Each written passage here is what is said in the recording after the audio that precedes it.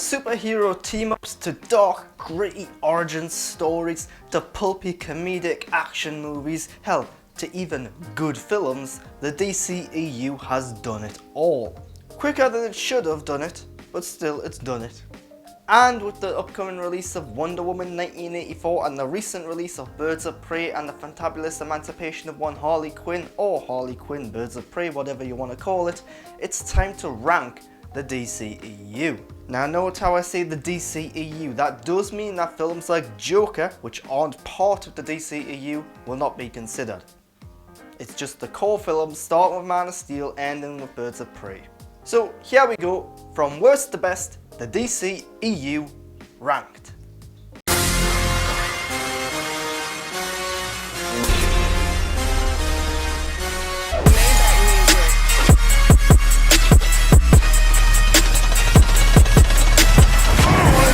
You wanna know my name, to go and tell us all. You wanna know my gang, Suicide Squad.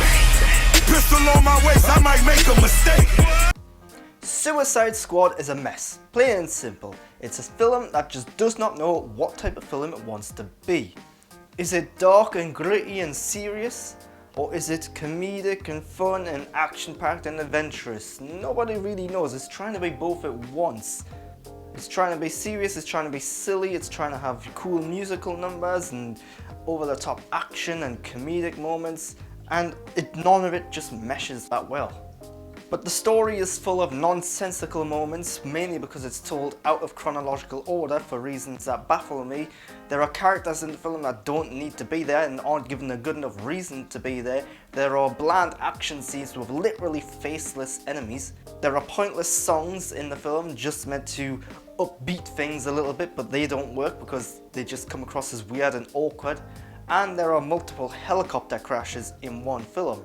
Top it off with a bunch of misogynism, an over-sexualized version of Harley Quinn, a terrible depiction of the Joker, and you've got possibly one of the worst comic book movies ever made.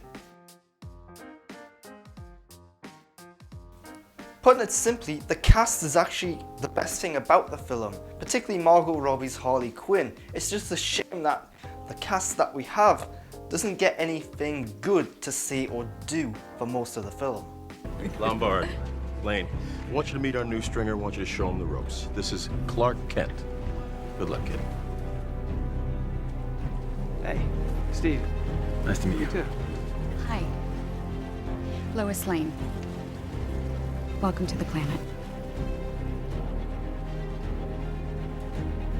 Glad to be here, Lois.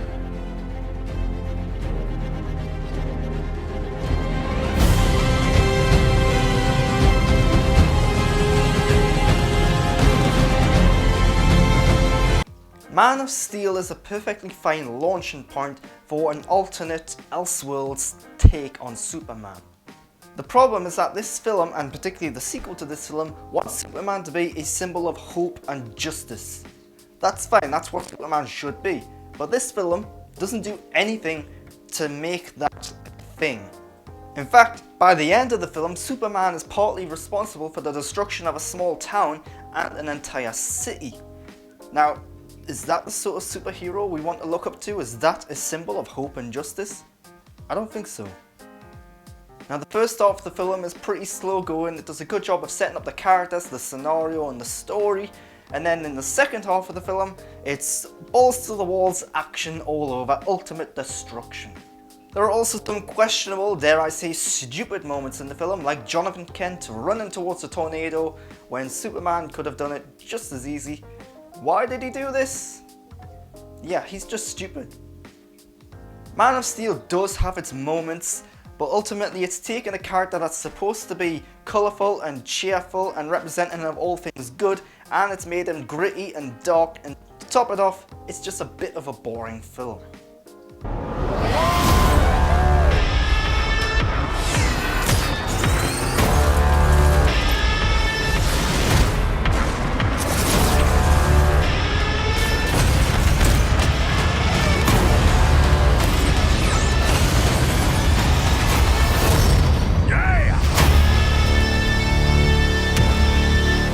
Justice League, the film this franchise was building up to all along. Wait, No, they didn't build up to this at all, did they? Justice League, the film where all the heroes finally... Wait, that's not entirely true because they'd done that in Batman v Superman before this. Justice League, the film should have happened after several other films had happened before it. That's a bit better. Justice League, it had a bunch of behind the scenes shakeups with directors leaving, director coming on, a new rewritten script, having to do some reshoots and some CGI to get rid of a mustache, and then there's the whole internet movement behind it about the Snyder Cut. To say the least, Justice League is a film that's going to go down in history. But is it going to go down for the right reasons? Like Man of Steel, Justice League is fine.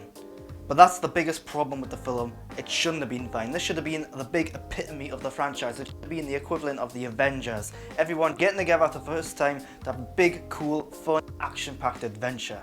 And this just wasn't it. Because DC and Warner Brothers rushed into this franchise to try and play catch-up with Marvel, everything in this film also felt rushed. It felt like they were just forcing characters together because they had to. And what ended up being a fine film, it does have some cool action scenes here and there, but it lacks heart and emotion. Ultimately, it's forgettable, and it comes across on screen and behind the scenes that not many people actually seem to care about this film that much. Hell, it's saying something when the writers and directors couldn't even be bothered to give them a formidable villain.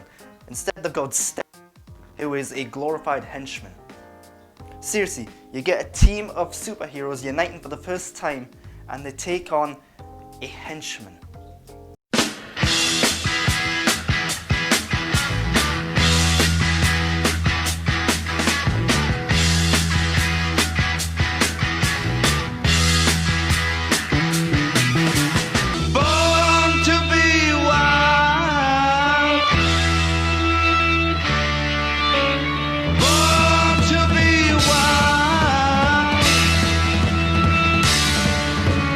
At the end of the day, it's a bit more entertaining and a bit more memorable than Man of Steel, and it's more well put together than the Suicide Squad, which is really saying something considering this film changed directors and writers halfway through and had a bunch of behind the scenes issues.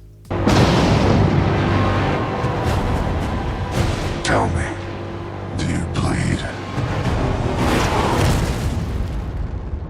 You will.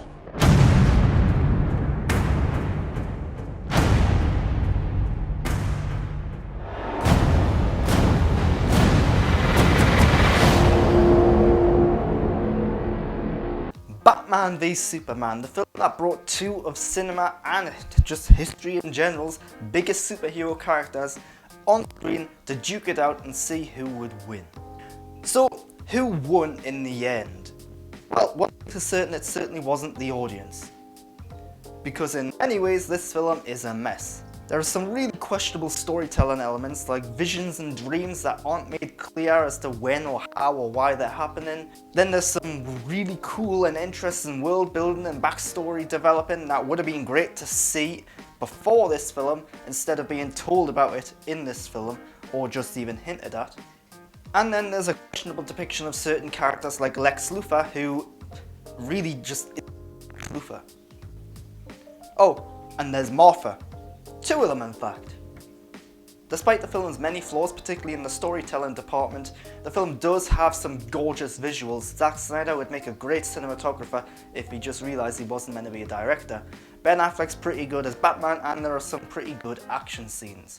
There's also the introduction of Wonder Woman, which admittedly felt a little forced and unnecessary, but was still pretty darn cool.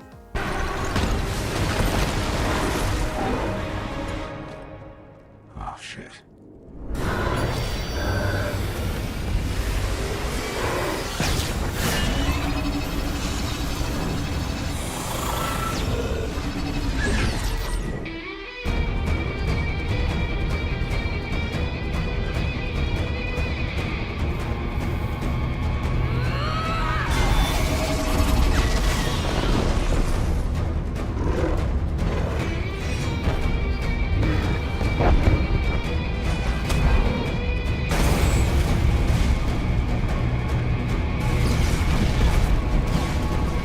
So long as you don't take a single second to think about anything that's happening, the film is entertaining though.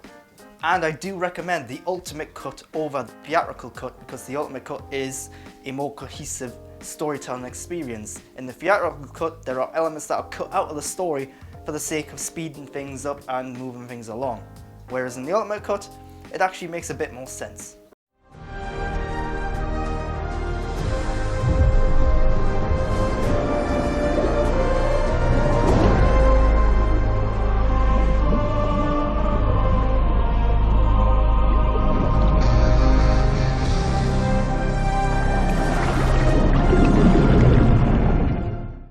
Aquaman is without a doubt one of the most bonkers and ridiculous superhero films, hell, just films, ever. This is what happens when you have a load of cash, you give it to a bunch of filmmakers and say, hey, do whatever you want, have fun.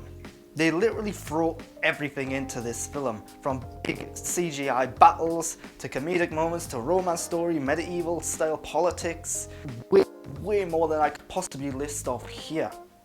One thing I doubt anyone's going to be saying about this film is that it's boring, because just as one scene ends, another one begins, constantly moving forward. It's really and entertaining throughout. It's got great action, great thrills, the characters are somewhat likable and interesting, the visuals are gorgeous. When you really think about it, yes, there are some problems with certain depictions of characters and the storyline and all that, but when you're having that much fun and there's that much actually happening to entertain you, that's all that really matters for this type of film. I mean, in a nutshell, this is a film about a guy who can talk to fish. So it's way better than it has any right to be.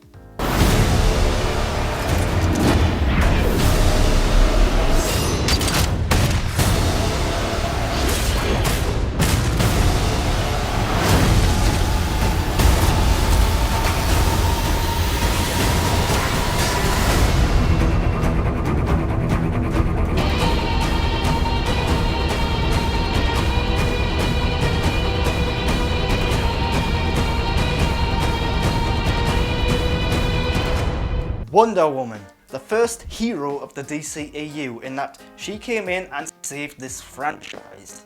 It was the first in this franchise to really nail the character and the tone just spot on. And it was the first that really gave us a hero worth rooting for. It's just a shame about the third act. Yeah, ultimately Wonder Woman was great until it wasn't. It's got a good cast with Gal Gadot nailing the Wonder Woman character, Chris Pine playing an American soldier, and love interest to the titular character. There's some good action scenes, good comedic moments in there as well, and epic World War I trench scene, which will go as one of the greatest superhero moments ever.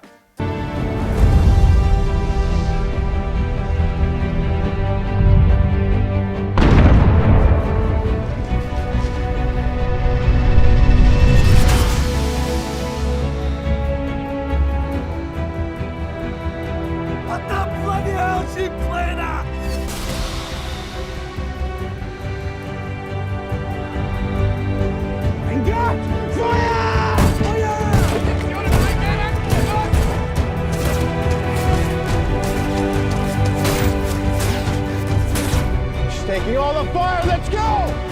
Go! Down! Strike there! Strike there!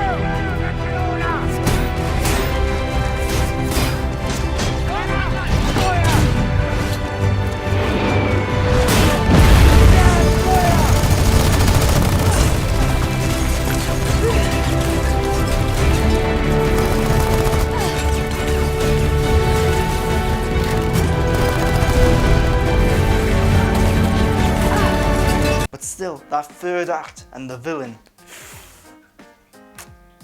it's just so disappointing that after like 2 hours of great world building, good storytelling, spy and world elements all thrown in there to make something really intriguing and interesting and a little different from what we've seen before, only for things to end in a big CGI battle of destruction. In one tiny scene and one really small, significant reveal, it lost all appeal and interest and nuance.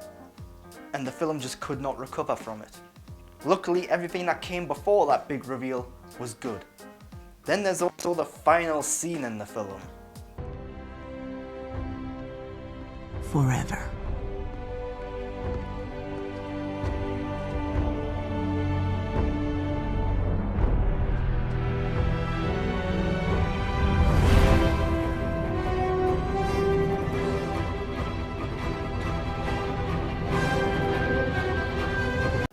So interestingly, this version of Wonder Woman can't fly.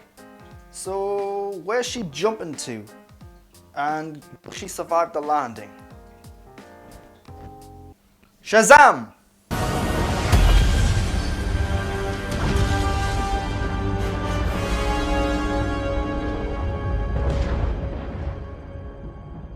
The film about a boy who gets superhero powers and abilities, who then must battle another guy who always wanted these powers and abilities for himself. The biggest problem with Shazam is that it doesn't try and change the formula too much. On paper, it is a fairly generic, straightforward superhero story, but it kind of nails that. It's a case of good guy gets powers, good guy becomes a hero, good guy tries to learn to use these powers, bad guy wants to do some bad stuff, good guy saves the day, hurrah. It's been done before, but like I said, Shazam does a good job of just nailing this formula.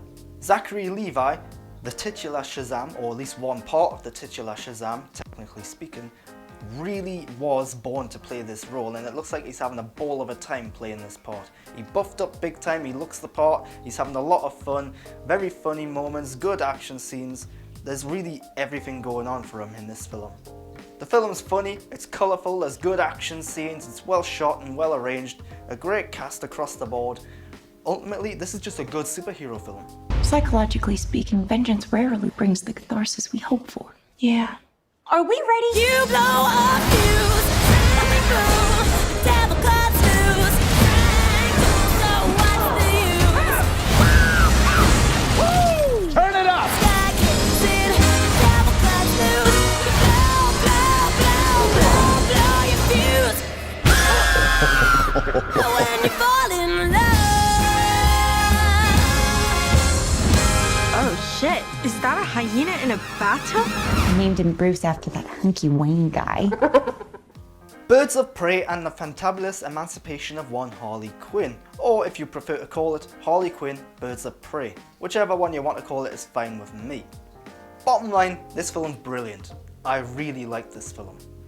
It's a cross between Deadpool, John Wick and the movies of Quentin Tarantino. Now those three things, that's very lofty and ambitious to be striving for, but I think this film really does a good job of getting there.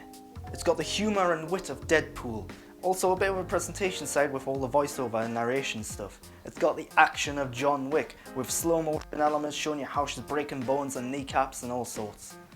And it's got the style of Quentin Tarantino. Harley Quinn narrates this story because it is, after all, a Harley Quinn movie despite the title having Birds of Prey in it. She narrates this fun, funny story with great action scene across the board. And it gives us a good insight into her crazy, hectic life. The way in which it jumps forward in time, backwards and all sorts of going from one scene to the other, telling us the story in a really well-paced manner, really does give us insight into how her mind works. And much like Robert Downey Jr. did for Iron Man and Ryan Reynolds did for Deadpool, Margot Robbie makes Harley Quinn her own. In many ways, she now is Harley Quinn. Although I must admit, I do still prefer the Arlene Sorkin and the Tara Strong animated version of the character. Harley, where's Joker? After all these years, you still think I'd give up Mr. J? Why not? He gave you up. That was a long time ago. He's changed. We've been to couples counseling. I'm talking about right now. Or haven't you been watching the show? You've seen the way he touches her hair, the way he rubs her shoulders.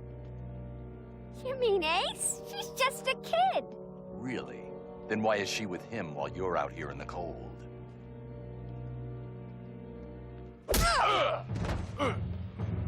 Have to admit, didn't see that one coming. Oh, look at the time! We don't want to miss the big finish. I do also think that this is the first in the DCEU to have a great, multi-layered, relatable, likeable, quirky, fun villain. Ewan McGregor is brilliant in this film as Black Mask. Yes, it's a more flamboyant and extravagant version of the character than we usually get in the comic books and so on. But I think that works really well because he would have just came across as a standard generic crime boss. And also at times in this film, he's the bad guy, but he looks like he's having more fun than the good guys, which is really kind of interesting. It has a good, fun tone and mood and look to it. It's only an hour and 50 minutes as well, approximately, which means unlike every other film in this franchise, it doesn't outstay its welcome. It does what it came to do, it does it quickly, and you end up leaving being entertained. Well, that's DCEU Ranked. I'm sure you've got some different ranking in your mind. I'm sure you disagree with my ranking. Leave it in the comments and feedback down below. Let me know what you would rank the DCEU. Let me know what you think of my ranking. Nice things. Also, go over to Twitter and Instagram. Follow me at _GrantBurton if you want. And of course, subscribe to my channel. The more subscribers I get, the more content like this I can make. I really do appreciate any sort of support. Until next time though, thanks for watching.